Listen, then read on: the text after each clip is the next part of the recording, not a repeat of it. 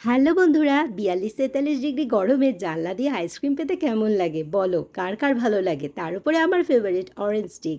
এই গরমে অন্য কিছু আইসক্রিম আর ভালোই লাগছিল না, তাই অরেঞ্জ স্টিকটা নিয়ে নিলাম, এক কামড় দিয়েও দিলাম। উফ, মনও ঠান্ডা, আর বিকেলে যে ঝমঝমিয়ে বৃষ্টি হলো প্রাণও ঠান্ডা হয়ে গেল, আর গাছপালাগুলো সতেজ হয়ে গেল।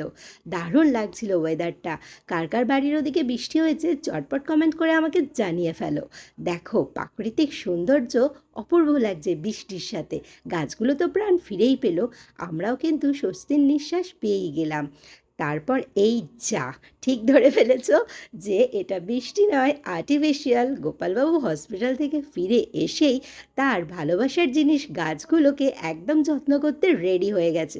সে জানে তার বউ এতদিন যত্ন করতে পারেনি, তাই এসেই একদম চটজলদি চেঞ্জ করেই লেগে পড়েছে গাছের পিছনে জল দিতে।